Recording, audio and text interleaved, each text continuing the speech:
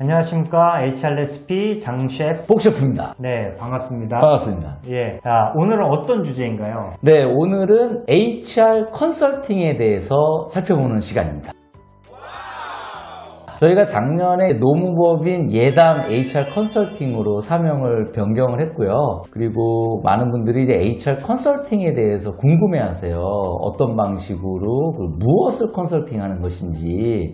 그래서 오늘은 컨설팅에 대해서 알아보는 그런 시간으로 준비했습니다. 네, 뭐 경영 컨설팅 이런 얘기 많이 들어봤어도 HR 부분만 따로 떼서 컨설팅을 받는 거는 아주 흔하진 않은 것 같은데 HR 컨설팅이 뭔가요? 네, HR 컨설팅은 크게 세 가지로 좀 구분해 봐야 되는데요. 첫 번째가 조직 진단 컨설팅이에요. 네. 그래서 보통 조직 구조를 재설계하거나 적정 인력을 산정하거나 네. 이럴 때 진행을 하고요. 두 번째는 인사제도 설계 컨설팅이죠. 그래서 직무 분석이라든지 평가제도 설계, 보상제도 설계, 육성제도 설계 이런 제도 설계가로 있고요. 네. 세 번째는 노사관계 컨설팅이에요. 네. 그래서 보통 협력적 노사관계 구축 컨설팅이라든지 노동조합이 있는 경우에는 노동조합 대응방안 수립 컨설팅 이런 식으로 나눠지죠. 정리해서 말씀드리면 조직 진단 컨설팅, 인사제도 컨설팅, 노사관계 컨설팅 이렇게 네. 구분될 수 있을 것 같아요. 네, 알겠습니다. HR 컨설팅의 구조에 대해서 설명을 해주셨는데 그 하나하나에 대해서 내용을 조금 더 구체적으로 설명해 줄 수 있나요? 예, 그래서 오늘은 사실은 인사제도 설계 컨설팅에 대해서 좀 네. 소개를 해드리려고 그래요. 예. 그리고 향후에 이것을 좀 시리즈로 네. 저희가 만들어서 자세하게 하나씩 좀 다시 알려드릴 예정인데요. 네. 자, 인사제도 설계를 한다는 것은 크게 이제 직무를 분석하는 게 첫 번째예요.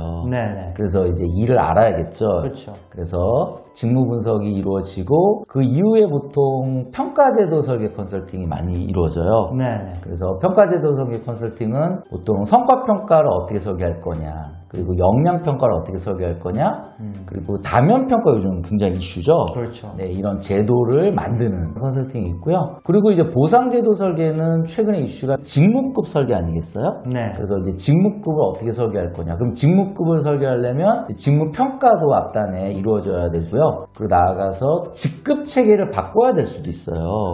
그래서 보상제도를 이제 설계하는 네. 그런 컨설팅이 있고요.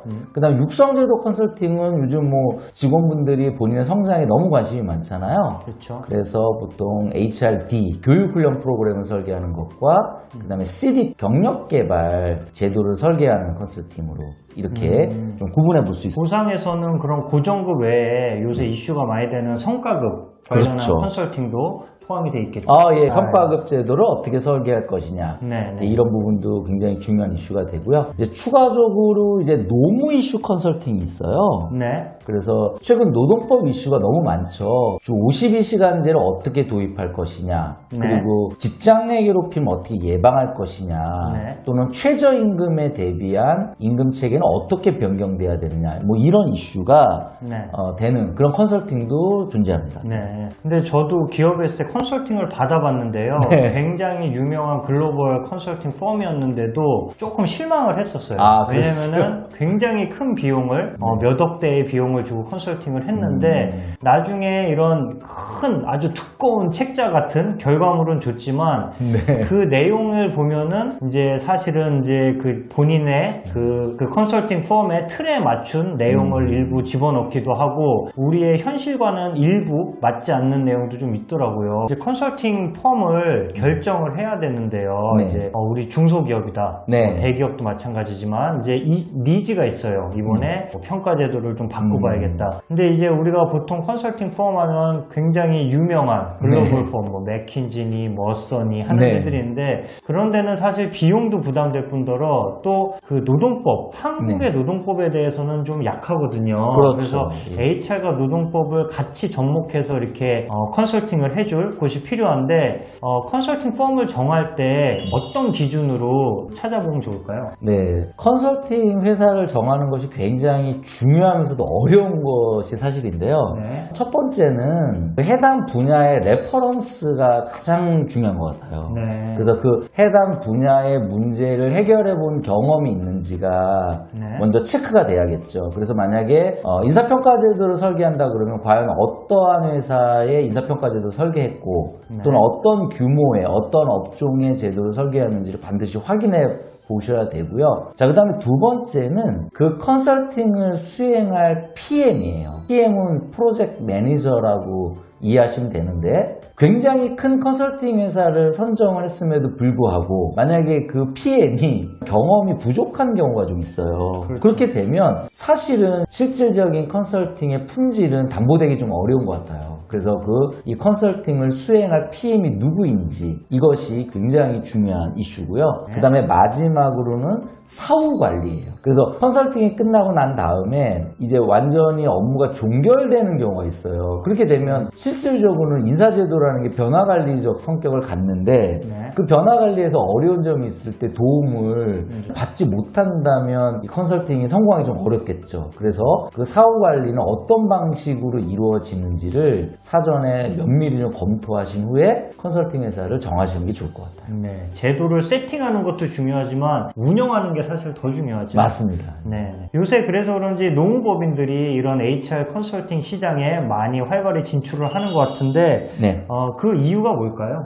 최근 인사노무 이슈는 HR과 노동법이 섞여져 있는 경우가 굉장히 많아요. 예, 그렇기 때문에 이것을 완전히 HR 쪽으로만 풀기가 쉽지가 않습니다. 그러니까 노동법적인 검토를 해야 되는데 최근에 삼성전자 같은 경우도 인사제도 개편을 했지만 결국에 직원 동의 과정에서 굉장히 어려움을 겪었었죠. 그 이유는 대부분 인사제도는 직원의 과반수의 동의 또는 노동조합이 있는 경우에는 또 과반수 노조의 동의를 받아야지 제도 실행이 또 가능한 경우가 있어요. 특히 이제 이 근로조건의 불이익 변경과 연결된 이슈라면 더욱 그렇겠죠. 그렇다면 이런 노무적인 이슈를 미리 체크하지 않는다면 제도는 잘 만들었는데 이제 실행에서 실패하는 경우가 좀 많이 있죠. 예, 그래서 이런 노무법인들의 장점이 좀 있는 것 같고요. 그리고 두 번째는 이 이슈 자체가 굉장히 노무적인 이슈가 섞여 있는 경우가 있어요. 그러니까 대표적인 게 근로시간과 연결되어 있는 경우가 많거든요. 주 52시간제 같은 경우 근로시간의 변경인데 이런 변경들은 대부분 노무 이슈적인 측면이 강하고요. 최저임금 변경도 마찬가지인 것 같아요. 그래서 최저임금을 저희가 체크하면서 이제 인사제도, 특히 보상제도를 설계해야 되는데 이런 이슈들은 노무법인이 굉장히 좀 강점이 많지 않나 이런 생각을 좀 해봅니다. 네. 지금까지 말씀 잘 해주셨고요. 추가적으로 혹시 또 하실 말씀 있으신가요? 네, 요즘 가장 중요한 이슈가 이 직원의 참여를 어느 정도 수준에서 하는 것이 가장 적합한지에 대한 질문이 많아요. 네. 그래서 인사제도 설계하는데 첫 번째는 완전히 직원과 함께 설계하는 거예요. 예, 물론 이상적인 방식일 수 있지만 좀 쉽지 않죠. 그렇죠. 예. 특히 뭐 노동조합이 좀 강성이다 이런 경우에는 좀 일단 색안경을 끼고 반대를 많이 하는 경우도 있을 것 같은데요. 그렇죠. 두 번째는 진행하는 과정에서 직원의 참여가 일부 일어나는 경우가 있어요. 그래서 뭐 인터뷰 과정에서 직원의 참여가 함께 일어나고요. 그리고 예를 들어서 평가제도 설계라고 한다면 평가 요소, KPI라든지 이런 설계에서 직원의 참여가 이루어지는 또 이런 방식이 존재해요. 세 번째 방식은 이제 완전히 회사가 일방적으로 만드는 방식이 있어요. 어떤 방식이 반드시 적합하다 이렇게 말씀드리긴 어렵겠지만 완전히 회사가 일방적으로 제도 설계를 한다라면 이 인사제도 변화는 성공하긴 좀 어려운 것 같아요. 네. 특히 이제 최근의 변화를 보게 되면 이 MZ세대들 같은 경우는 특히 본인들의 의견이 얼마나 반영됐는지를 굉장히 중요하게 보잖아요. 네. 그렇기 때문에 회사가 충분히 직원의 참여를 고민해야 된다라는 말씀을 드리고 그렇다면 가장 적절한 수준이 어느 수준인지를 컨설팅 사전 단계에서 먼저 충분히 논의를 한 후에 진행하시는 게 좀 필요하다는 말씀을 드리고 싶습니다. 네, 좋은 말씀 감사드리고요. 예, 오늘은 HR 컨설팅의 개념 그리고 구조, 이슈 사항 등에 대해 알아봤고요. 다음 시간부터는 방금 설명해 주신 인사제도 설계 컨설팅에 대해서 구체적인 방법론 등에 대해서 알아보도록 하겠습니다. 지금까지 HR 레시피였습니다. 감사합니다. 감사합니다.